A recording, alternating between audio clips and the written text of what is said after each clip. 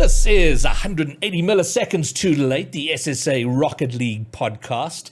And so I took a stab last week and sent out a Twitter DM to Corelli, who you all know is an RLCS caster, and said I'd love to have you on and talk about kind of your story and maybe some insights you might have for SSA. And the reason I did that actually is in my ill-fated fundraiser at the end of last season for our broadcast.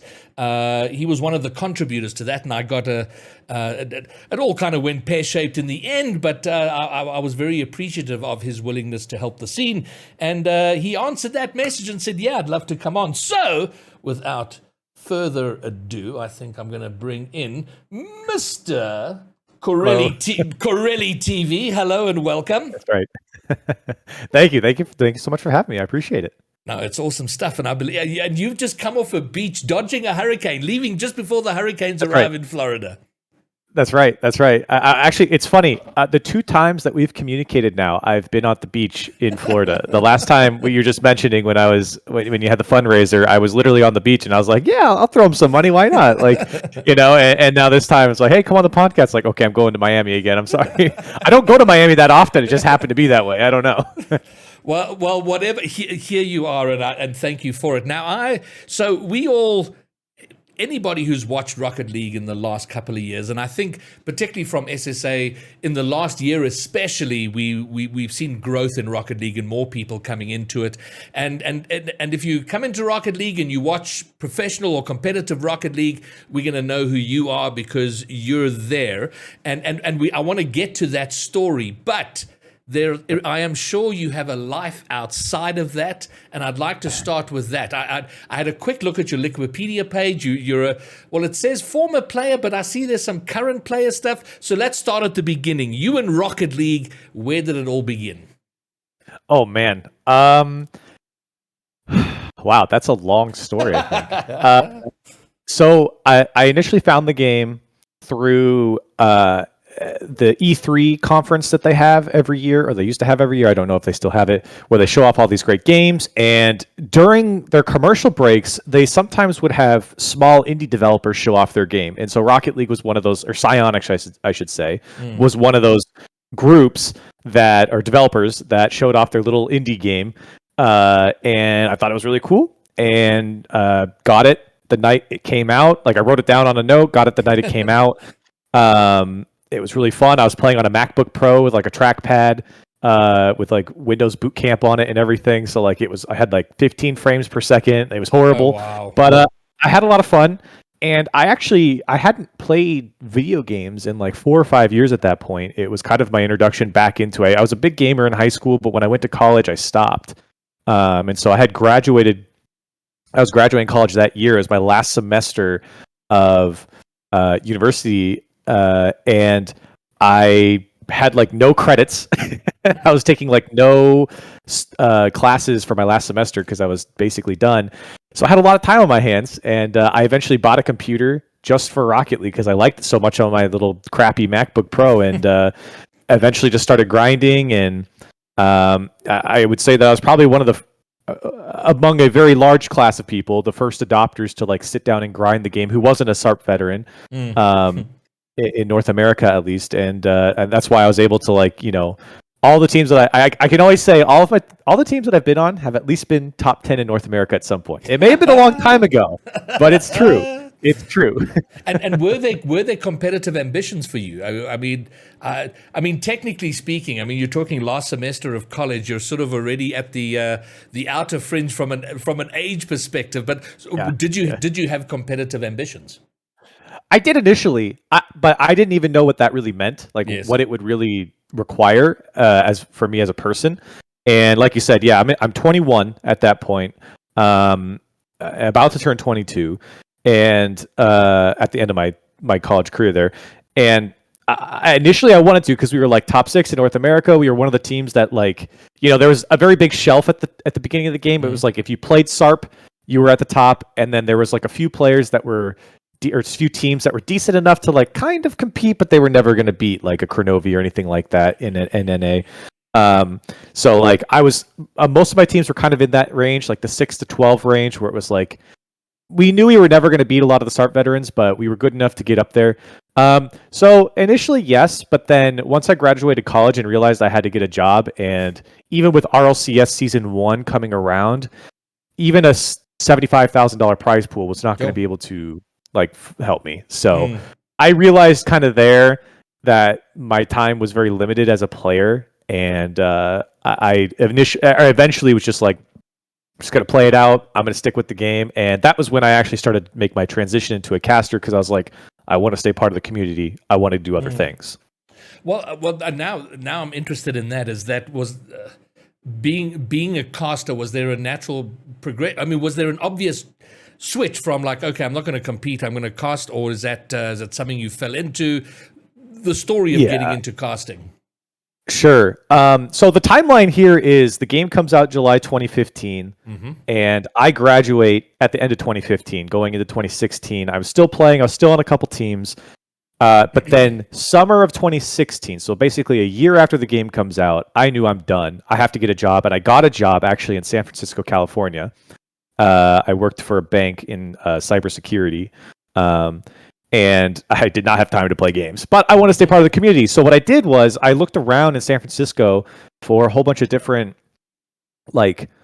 TOs, even if it's just like a bunch of dudes meeting up at a house to play Rocket League. I was looking for anything. And I eventually, after months and months and months and months of looking, I think this was probably September at this point. So I'd been in San Francisco for 3 or 4 months. I found a place called Showdown.gg, and they were it was like this fusion between gaming and bar. So it was a bar first, and then they just had like a whole bunch of like gaming stuff there. So like computers, laptops, Smash setups, big projector screen for tournaments, and they had run Rocket League tournaments before. So anyways, a guy named Subin, who's been a coach and was a top 100 player at the time, we showed up to one of their 2v2 tournaments, absolutely crushed everyone. And then the president came up. The company was like, hey, we need casters. We don't know. We're a Smash company first. They had like white labeled for like Genesis and stuff for production. So we're trying to get into Rocket League. We need guys to actually cast, because all of our casters are Smash casters. They don't know the game. They don't know what's going on. And I was like, absolutely not. I am not going to be casting that. I have no idea what I'm doing. I don't get like a lot of, I've never been very like stage fright. Like I was always the kid to give presentations in class, but I wasn't very outgoing. I would not label myself as very outgoing. I'm not very like the most social butterfly type guy. So it was really not in my character to be like, yeah, let's go cast, to be on camera and yada yada. So I was like, no, I don't want to do that. See you later. We'll come back to the next tournament. We had a lot of fun, whatever. So anyways, he had emailed me a few times and he eventually convinced me. And then that's when we started doing the Take the Shot West Coast Wednesdays. Actually, I think it was what it was called initially. It was such a niche group of people we were targeting. West Coast NA players, because a lot of the East Coast stuff started too early for like NA kids on the West Coast out of school. They were still in school by the time East Coast tournaments were starting. So we started at like 7 p.m. West Coast time. So they were very late for anyone else in the country. And so we did that for a little while. I eventually started getting into it. They said, hey, we found you a co-caster. And I was like, great. Who is it? And they go, oh, it's a guy who casted TwitchCon. And I was like, oh, that's interesting. And I didn't really know any of the casters at the time. And in walks Quinn Lobdell, who was a Season 1 NA player for Genesis, and he went to Worlds and everything. He was kind of a bigger deal at that time. And I was like, what the heck is this guy doing? I didn't even know he wanted to be a caster. But he and I, that was like my first duo partner. And we did that all the way into the spring of 2017. We eventually got some sponsorships from Twitch, and we started getting a lot of practice, a lot more reps. And he and I, we were a really good duo. We were super raw. We were super bad. Honestly, we were really bad. But that was my introduction. It was kind of trial by fire. I got no coaching. I have no prior experience at all. It was just like watching the VOD every single time and saying, "Oh yeah, that was bad. Oh, that was really bad. Oh, okay, that was kind of good." And just eventually, slowly getting it. And then the how long have you been casting RLCS? It's sort of on the main desk at the big event. Technically I've been on there I think since season 8. Okay. but I had casted. I was on Rival Series from season 4, and I had also been brought up a few times to cast the RLCS World Championship. So I casted season 6, even though I wasn't on RLCS at the time, and I casted basically since season 6, the World Championships, but I was not on the team at that time. Yes. They just brought me up. Okay. And what does your life look like now outside of that? I mean, well, now the format is every few months we have a major, so we will see you there, and then sort of in between on the North America and EU broadcasts. But what happens outside of RLCS casting? Are you doing other casting work? I know you stream. I've come and hung out on your stream a few times. Yeah. But what does life look like for you? Well, I would say it's changed drastically in the last year. I've been trying to ramp up more content and stuff. Like you said, my streams are a big thing. Jorby and I have a couple tentpole stuff that we do, like our power rankings every week, stuff like that. Been slowly trying to ramp up that. But outside of just Rocket League in general, I don't have a lot of hobbies outside of it, because my hobbies are really very much inside of esports and stuff like that. But I've been trying to learn how to golf in the last couple of years. I do that a little bit. I do I've started working out, like a lot of fitness stuff. I've been very fit for most of my life, so I like doing that. Played a lot of sports growing up, so it's always kind of been my lifestyle. And then I have a wonderful girlfriend that I like to hang out with. She's a veterinarian. So when she's off work, we like to go and do stuff. So we like to travel, which is why I was in Miami that last time. So we like to go around and do things. So but I will say this, it doesn't sound like I do much, and that's because, my life is very much revolving around Rocket League. Even off the weekends, it's not like I just do nothing and wait for the next weekend. I'm watching things, I'm reading things, I'm writing things. Like, there's a lot of stuff happening, or just simply, watching Rocket League streams, trying to get insight from, XYZ from this player, right? So it's a full-time job. No, I'm sure it is. But are you involved in any other events as a caster or anything Rocket League related, or is it what else is happening outside of that?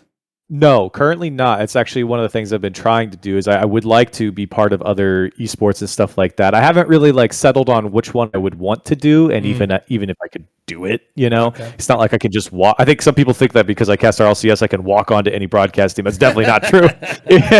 That's not true at all. It's very, very tough. So I have not done anything else. I will say I have casted one other thing though, and it was at Showdown initially. It's probably my second or third cast ever. And it was not an esports thing. It was a BattleBots thing. So people brought their little remote control bots that they built, and they're in this gigantic plexiglass octagon. And they would just beat the crap out of each other, right? They had chainsaws, they had little flippers, they had sideways saws. It was crazy stuff. So I did cast that one time, which was kind of fun. That sounds amazing. I know that's a big thing. I've seen that a lot on TV, and I know the guys get quite into it. It's quite insane. Oh yeah, and the things they construct and so on. Okay, so all right, and so let me ask you a couple of personal questions, if I may. So you were 21 back in 2015. So quick extrapolation, you're 28 now, there or thereabouts. Correct. And you were in San Francisco. Where do you hang about in North America? I live in Arizona now. I'm from Arizona. I actually only spent a year in San Francisco, but I've lived in Arizona my entire life, basically. In the desert. That's right. Nice dry desert. Okay, cool. And what is so Corelli? I mean, your name is Jack Collier.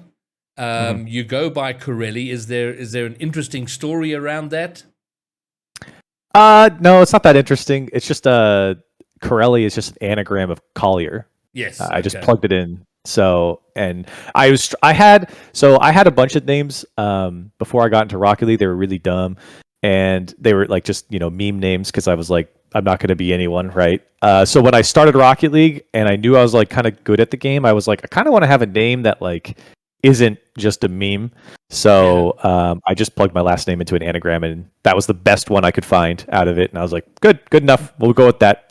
Well, there you go. And what is your ethnic background? I mean, you could there's a bit of an Italian vibe, or some sort of European, and I don't even know if that's even a thing. If you're sort of part of like, you have these communities in these cosmopolitan countries like the United States, which is sort of a melting pot of people who've come from all over the world. Yeah, no, I'm definitely like your classic American, because if I take one of those tests, I'm like Okay. all over the place. Okay. I think there's a lot of I just know my mom Irish and like Spanish and Russian, and then like my dad. Oh, we're very Welsh. I know that my dad's side is very Welsh. Um, so yeah, very white European Okay. is All right. probably what Fair I could enough. say. Okay, cool. Well, then that's that out the way. All right, now let's sort of angle our way back to the topic I'm always most interested in is SSA, Sub-Saharan Africa, and South Africa is Sure. pretty much the main component of that. And Mhm. it's weird to be talking about it because a year ago. Just over a year ago, where we were nowhere in terms of the global community, and I was trying to, I love Rocket League and I love being involved, and I was trying to figure out, what do I want to do, and it seemed like the only viable path was to build a career as a caster. I was like, oh, okay, I'll go and cast, and I was casting some EU stuff and a few sort of peripheral RLCS things, and that was a lot of fun. Suddenly, SSA is thrust into the mix as far as RLCS goes, and that kind of changed everything. And now the focus has shifted more to how do we make this region viable and relevant. So my first question to you, your first thoughts about good, bad, ugly about about SSA Rocket League. I think I do that because I think everyone knows what's going to happen when a new region comes in on international stage. It's happened every single time. Every new expansion region has had this happen to them, right? There have been some highs for some regions. There have been some really higher. There's been some higher highs for others, but I think anytime you have a new region, your expectations should be very leveled, right? And I don't expect even the best players coming out from a newer region to have like massive success. It's just you don't get to grind against the sharpest sword every single regional every single week. So I don't really judge a region based off of like their first few performances on the international stage, really, because I just don't think it's fair to. We've seen this too many times now where they have massive struggles early on, but that's probably the negative, right? I do think that as we keep going in our Rocket League world, the base level for the regions has been going up very quickly, and on top of that, I think the improvement levels, they are leaps and bounds higher than what regions were before, where it was like baby steps at some points. Where I think even if you look at like APAC, I mean, everyone had made fun of APAC early on, like in the fall, right? They were not very competitive. They had a couple close games, but I think that was more some teams not. They beat FaZe. FaZe is a team that will definitely not take APAC seriously. And so I think as you move on, though, like if you take the way APAC played at the beginning of the season till now, I think it was a lot more competitive. And so you just see that growth throughout the year. Of course, that's over the, 6-7 months. But my point is that I think the improvement scale and that line gets a lot straighter for these teams as we go on, because I think people can just see what they're exposed to it, whether it's not, even if it's not in gameplay, just online watching it, you see what the top players are doing now, and people go, okay, I'll try and emulate that. And then you get that one little taste on international stage, and I think it really helps. Okay, and what is your thought on... We're in a very weird place here because... Honestly, the Rocket League scene was about to die here until our inclusion. And in many ways, we've gone up... There's almost an upside down approach in SSA, because normally what happens is a game becomes popular and there's a groundswell of popularity in the game. More and more people start playing it. We're organizing community events. There's community things, and this thing grows. And then eventually the developer, whoever's organizing world championships, goes, "Oh my word! Look at this area. The Rocket League's exploding there. We've got to get them involved." And then they bring us in, and there's a prize pool and so on. Whereas here we've had a very small player base, but overnight, and I don't know if you know this, but overnight, Rocket League became the highest paid esport in this region, and not even close. I mean, I know that. with the prize pool. So I think we're like 5 or 6 or 7 times the nearest esport in this region in terms of what's paid in prize pool. And so when that happened, so on the one hand, we're like, oh my God, this is unbelievable. It's going to be huge. But we don't have that massive player base. It has grown in the last year. I thought it would explode. It hasn't. It's grown nicely, but not enough. So now, highest paid esport, but it's still very niche, very small. So given that, we've got some challenges to overcome. And everyone's frustration here is no access to majors, no stream, no. So it sort of still feels like we're in, but we're not. And I don't know what your overall thoughts on that are. And the major spots is a huge point of contention. Mina should get another spot, but then what about this? And who gets out? And do we take from NA? Yeah. It's a bit of a mess. Should we grow the majors up to 2024? Your thoughts on the whole matter? Right. I'm sure you have many. Yes. So I should preface this. This is, I think, I should be very clear. Obviously, my opinion here. Yes. I do not work on the esports team. I am not part of the esports team. I do not make any of those decisions. I think, again, some people kind of get that twisted a little bit. What you're saying is you can't go and put in a word for us. I could, but yeah, I can't make any changes personally. No, absolutely. I know where you're coming from, and that's fair. Yeah, but preface with that.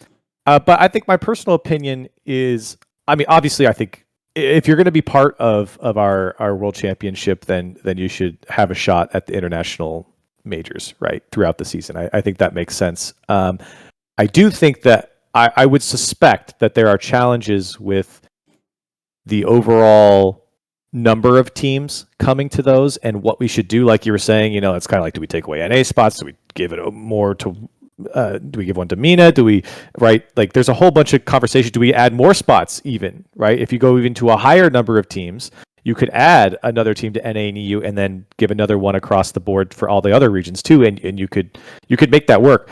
And what is the competitive landscape in that as you go down the line, even in our top regions? How does that affect our major? Those are questions that I can't answer. We could speculate all day about, but I do suspect that the number of teams is a big point of contention when it comes to adding more pieces to our teams, I should say, to the majors. And again, I have no idea what their plan is to do with that or to do about that. I would also suspect that there are, another thing that people get twisted is like, I was going to say this on Twitter earlier because I saw someone tweet about how, Epic Games acquired Psyonix. They have the money. Epic Games has the money. It does not mean that, Psyonix has unlimited funds now. And I think that's something that's very important too. They are a corporate business. Corporate businesses act on a very cyclical type of scale where you spend a certain amount of money, you get that money the next year, right? That's a very like normal corporate thing. And not saying this is how Psyonix works, but like I've worked in a corporate company, and if we didn't spend all our budget but got all of our stuff done, they scaled down your budget, right? Because they're like, oh, you didn't use the money and you got it done. So that's how that works. That's the corporate world, and we are in that corporate world when it comes to something like Epic Games. Now, that's a lot of excuses, obviously, for Psyonix. I do think that, yes, there is probably money to make things happen. I know that Psyonix works. First of all, Psyonix is a tiny, tiny team, which I also suspect with Corey leaving, who just left the esports team, they are scrambling to try and get their who works what figured out. Because again, something that people probably don't know that much is that, again, our team is so small, or I should say the team is so small, that they wear like 75 hats per person. Again, another excuse for Psyonix. I know the people at SSA probably don't want to hear that, but it's true. It's the fact of the matter in the world that we're living in. And I think that there's a lot of like organizational things with someone like Corey leaving that Psyonix needs to get figured out before they start making big changes. But again, I want to make it clear that I do think that, if you're part of the World Championship, you should be part of all the majors. I mean, that's pretty much, that should be the standard, right? Because if it's like you said, you're either in the league or you're not, right? You can't be in this like weird tweener thing. I do think that they approach this this season. I think in a relatively smart way, though I think a lot of people are going to hate the execution of it, but I like the idea of saying, hey, last year worked great, right? I think everyone loved the way last year worked as far as the overarching RLCS standard, the overarching format, right? I think everyone liked the way that looked, but I think they wanted to make some small refinement changes. They wanted to iterate on it. And I don't think they knew how big of an issue it would have been for them to do what they did, especially with the number of major teams, right? When that announcement came out, it was, where's Mina's number 2? Where's SSA? That was the only response to that tweet, right? So that's something that I feel like they might, I'm not really sure how they gauged that. And if they gauged it wrong, maybe, or maybe they said, okay, we have this on the list, which they do have it on the list. And maybe it was something slated for next year. I can't speak for them. I have no idea, but that's just those are my guesses. So I know that's pretty cloudy, but I don't know. No, I don't think it is. It's a very fine line for us, because on the one hand, we want to be like, hold on a second, we're actually in there. There's a sizable prize pool. There are players here who had nothing to grind for, who now who do. But there's a balance. But you want to be on the one hand grateful, but on the other, you don't want to be satisfied. You can't be like, oh, you guys are fantastic. That's all we've ever wanted. No. Thanks for what you've given us, but now we want more. Of course we want. That is just the nature of how these things work. And I don't know if you know enough about the scene, or your thoughts on anybody in SSA kind of feels like from a skill level, we're probably on a par, or at least very close to APAC. So why did they get sort of favored over SSA? Because they've got the major spot. It seems like there's more. Is it just a numbers thing? And I know there were a couple of people asked that question on Twitter. So your thoughts on that, APAC versus SSA? Yeah, I can't give you a good answer on that one. I really, honest to God, I have no idea. I don't know. And I don't say that as in like, oh my God, I can't believe they did that. It's more of like, I don't know. Again, I'm not on that team to like. I don't make those decisions. Sure, of course. I'm not really. I don't know. I think I don't even know why they were split. Like APAC was split in the first place, and what the benefits are of like combining it. So I know there's also like an interesting prize pool distribution for some of those things too. So these types of things I am not privy to. I know just as much as you guys, unfortunately. Okay. So I can't give you any more insight on that. So they just call you in and say, watch this game and tell us what's happening. Right. Yeah. I mean, our calls, we're privy to some information early on. Like I knew of, where we're going for the fall major, right? Like I knew that well before it was public. But, stuff like formats, stuff like prize pools, these are region spots. These are things that is not pertinent to my job. So they don't tell us. And honestly, we don't even really ask that often because we're more concerned about what we're doing, right? As casters, as talent, as entertainment. So, they don't, I wouldn't say they keep us in the dark. It's just like, they don't tell us about the development of the game either. We don't need to know that. So correct. There's things you need to know and there's things you don't need to know. Right. I know, listen, I get that completely. All right. So, where you come from in Rocket League is very different here. Because it's, America is so big and anything you do there has massive potential just because of the sheer numbers and the access that people have. But given your experience and what you've seen and thought and what you've seen about other regions, how, and I ask this almost desperately, and not because I want good answers from you, I'm just trying to find solutions. How do we grow this game? How do we get more people playing it? Because we know if numbers are introduced, they will, it's a fantastic game, they will stay. So anything you can offer, any tidbit or crumb you can throw in this direction. Like for Rocket League overall, or for Rocket SSA? League overall. No. SSA. And I'm not asking you to know the ins and outs, but we're a tiny region. We have a very small player base. We have to get more people playing this game. Should we be getting into? I don't know. So, two things. One, the very obvious one that we all know is it helps to have SSA at majors, right? That's number one. But number two, and this is something that, I think, again, is reliant on having a third party operate outside of the Psionic scope. But it would be good, I think, overall, not for just SSA, but for anyone, or for everyone, I should say, in the scene, to have, you know, third party events where more regions are invited to, right? Where it's not just an EU thing or not just an NA thing, where you're having multiple, or not just a MENA thing, because those guys have a ton of lands. I know you guys have had a few lands as well in the past, but I think that building out international competition breeds a wider variety of fans across the board in our scene, and the more international competition that you can get your team at, the more people will like you, especially when you're an underdog too, right? Because basically, if you're going up against, you know, the top dogs of NA and EU, you're going to get a lot of those kind of fans that abstain from, oh, this is not my favorite team or whatever. They'll pick up the underdogs, right? And you can build a fan base off of that in the beginning. Of course, you know, no one wants to stay the underdog forever, but that's gonna be the reality for a lot of the new regions. So I think those are the two most obvious ways that you can do that.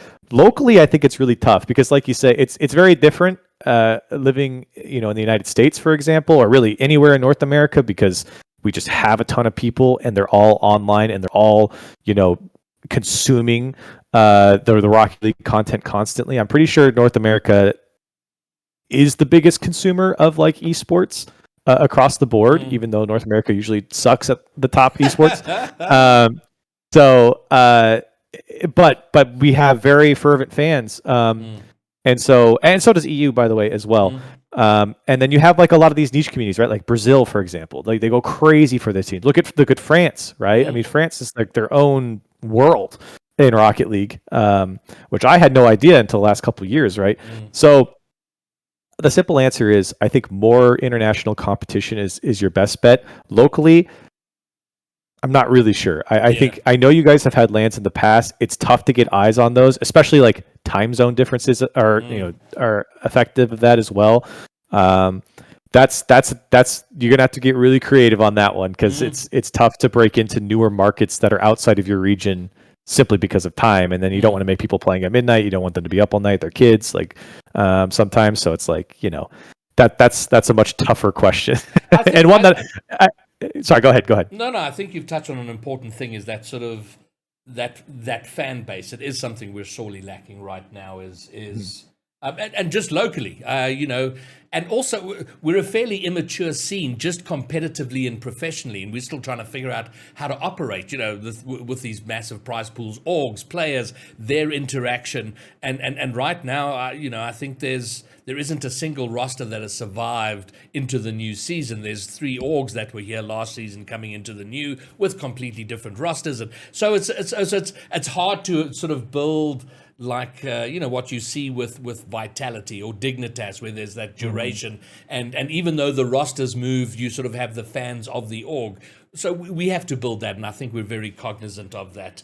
All right, well, as we come to an end here, so what is how far ahead have you thought in terms of your own involvement with Rocket League as the sort of talent, the casters? Is that something you want to go on for a long time? Is there how far, in as much as you've thought about it, what have you thought, and where to from here for you? That's a good question, because as I was mentioning earlier, it's something in the last 2 years that I've really, really started to think about, because of how much the game has grown. I mean, when I started in 2015, you know, there wasn't anyone watching Rocket League. No one gave a crap about the game, right? They only watched Cronovi. He'd pull like 5K viewers for whatever reason, and then that was it, right? There was no one else, and that was our scene for a very long time. Is what it felt like. It was either you were Cronovi or your Cooksier, and that was it. And so now, come past to RLCSX, the majority of fans, it feels like, are from that season, right? They started watching in RLCSX. So, anyways, the point is, there's a lot of fans now. So for me personally, I'm all in on Rocket League. I love the game. I love our esports team. Like, those guys and girls over there are amazing. They do a fantastic job in my mind. I work with them very closely. I work with my co-casters very closely. They're like brothers to me. So there's a lot of camaraderie there, and I would love to be part of the Rocket League scene as a caster till I'm done. I would love to do that until I can retire. On the side or as a secondary thing, for me, I very much like putting on content shows. The last one I did was a very long time ago. It was the Gold Rush stuff that I did with JamesBot. I would like to do stuff like that again. And on top of that, I am slowly starting to get into like tournament organization. I would love to have like a TO brand that I could go out and host tournaments, not only in Rocket League, but across the board as well. These are things that like side projects that I try and work on and try and make happen throughout a season. So try and spread out my eggs, if you will, into different baskets, because this is esports. I mean, Psyonix could call me tomorrow and say, "Hey, you're done," and there's nothing I can do about it, right? That would suck, and I don't expect that, but it's the truth, right? I mean, I follow a bunch of people in esports all the time, and I see their tweets, and they're like, got laid off, got cut from the casting team, and they're people who I thought were doing a great job, and a lot of times they were. It was just, for whatever reason, they're gone. So you're never really safe, but Psyonix has done a great job, at least for the talent team here at the top, that to take care of us and to make us feel like we're going to be here for a long time, and to know that we're kind of safe for now in this scene and what it is. So that's been good. And that's awesome. And I think overall, I think there's a positive feeling about the talent. Of course, everyone has their favorite, and I'm sure you get your fair share of shit and praise in one measure or another. And that's all part of the deal. So from my end, great job, and do carry on. I do have one question. How much stick do you get about the your fashion choice of the necklace over the T-shirt? I know that's often a topic of conversation amongst our guys. Some guys think it's pretty cool. Others are like, "Oh my God, I can't believe it." What's the story there? No, it's true. It's true. I think I don't. It's mostly positive. I've gotten a few people that hate it. Like. I just one of the reasons why I started doing stuff like this is just I had a really hard time. Like, it's always been a joke with all the casters on the RLCS team that like no one ever talks about me. No good praise, no bad praise. Like that's kind of thing, or like bad talks. Like no one ever says anything about me, but every time they hear me, they're like, "Oh, he's doing a good job." Like they don't think anyone really like dislikes me. So I was like, okay, well, I gotta try and like stick out more then, right? Like if my casting's not doing it, like I gotta get people to start talking about me a different way. So there's a little bit of peacocking happening, but cool. But it's worked, and it is a little bit more flashy than I would have normally done, but it's kind of fun. And honestly, I think most people like it. I think some people initially hated it, but like it more now. So yeah. It's growing on me. I actually didn't like it when I first started doing it, but now I like it more. Awesome. That's awesome. No, I love that, and I absolutely understand that. And if for no other reason than that, it has done its job, right? It's kind of exactly it's become a topic of conversation. Okay, well, we've run quite well here, and I really do value your time and appreciate that you've come taken Absolutely. some time. Anytime. Awesome stuff. And my job, as I see it, amongst many things, is to just find as many evangelists as I can for the region, and they become evangelists by just coming into contact with the people, the players, the teams, and whatever, and to just have people out there who just speak of the region, speak well of it, and it's part of the growing process. And I do think we're in for a couple of painful growing seasons, both competitively from a relevance point of view, fighting for major spots. But the more people we can slowly add to the army, the better. So I appreciate you coming to take time, give insights, tell your story. It is important. So Corelli TV, Jack Collier, thank you so very much. Thank you so much. Thank you.